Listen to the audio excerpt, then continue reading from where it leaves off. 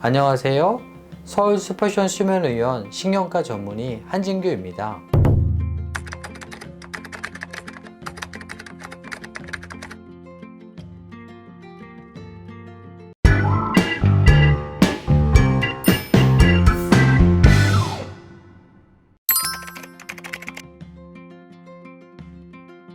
수면무호흡증의 원인은 너무 다양합니다. 뇌숨골 기능, 폐 기능, 횡격막 기능, 기도 협착 등이 주 원인이 됩니다. 단 코는 양쪽이 동시에 막혀야 무호흡이 유발됩니다. 따라서 단지 한쪽 코 질환으로 무호흡의 원인을 설명하기에는 부족합니다.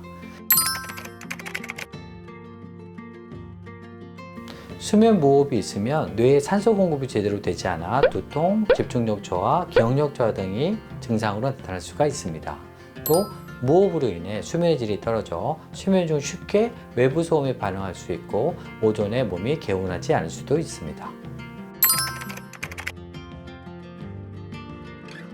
수면 무호흡증 치료는 양압기로 하는 치료가 최선입니다. 양압기는 양압기 전문 요원이 있는 병원에서 의사의 좋은 대로 훈련하면 보통 1, 2개월 안에 적응이 가능합니다. 그런데 전문 요원 없이 환자에게 처방한 후 자동으로 그냥 쓰라고 하면 대부분 환자가 중간에 포기하게 됩니다.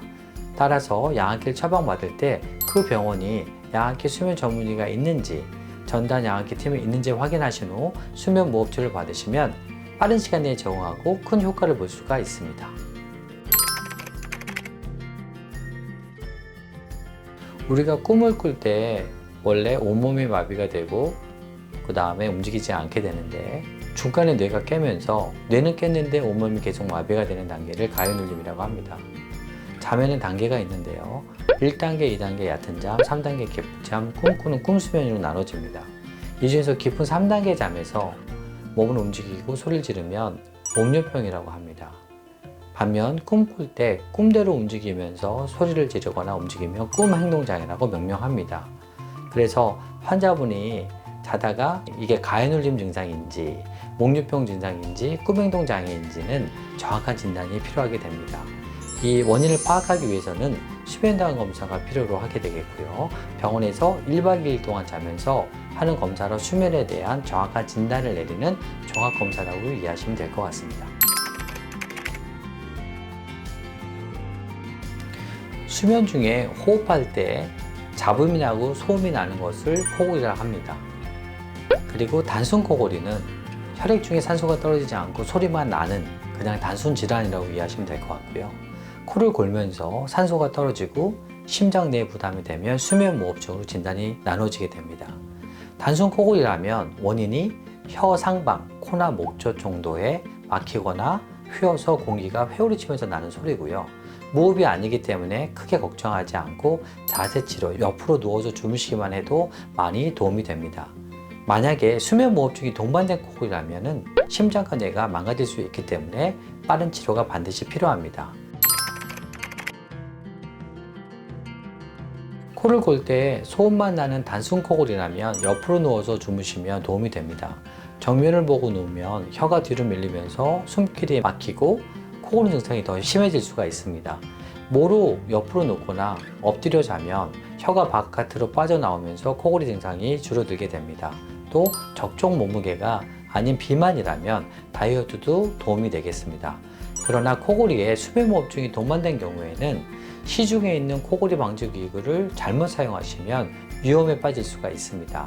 수면무호흡증을 동반한 코골이라면 반드시 빨리 치료해야 합니다. 수면다원 검사를 해야만 본인의 코골이가 수면무호흡을 동반한 건지 아닌 건지 정확하게 알 수 있기 때문에 수면무호흡증이 동반된 코골이가 의심이 된다면 검사를 빨리 받아보시는 것이 좋을 듯 합니다.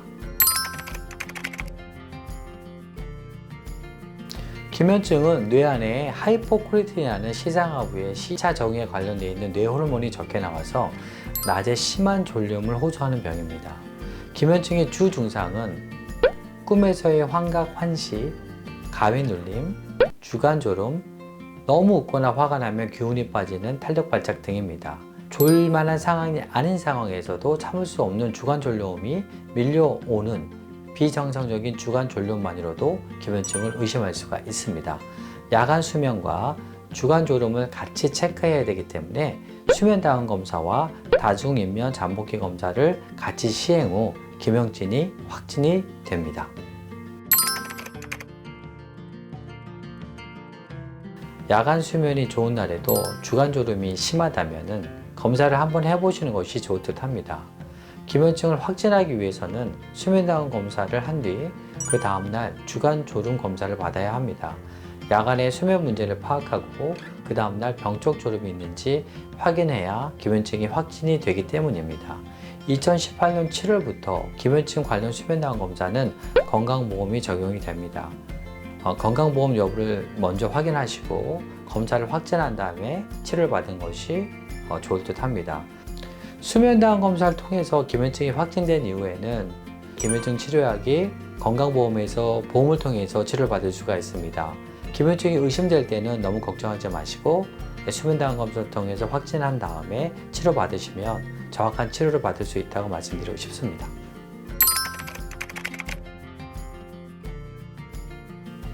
일종 뇌신경 질환인 하지불안 증후군은 다리가 불편하지만 다리가 원인이 아니고 뇌에서 도파민이라는 다리 안정 호르몬이 안 나오기 때문에 다리 불편함을 호소하는 질환입니다. 특히 밤에 가만히 있을 때 표현하기 힘든 다리 불편과 그로 인한 다리 움직임, 움직이기 싶은 충동, 그로 인해서 수면 장애가 야기되면 하지불안 증후군을 의심할 수가 있습니다. 다리가 불편하지만 척추 질환이나 정형외과 질환이 아닙니다.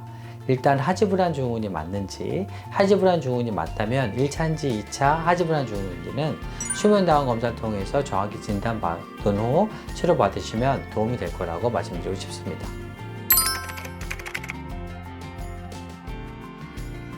하지불안 증후군을 치료받으려면 수면 클리닉이나 신경과 일부 정신과에 방문하셔 치료받으시면 됩니다. 하지불안 증후군은 약물 치료와 철분 주사 치료 등으로 구분이 됩니다. 여기서 약물 치료는 도파민 레벨을 맞추기 위해서 치료하는 것입니다. 따라서 약물 복용을 너무 걱정하지 않으셔도 됩니다.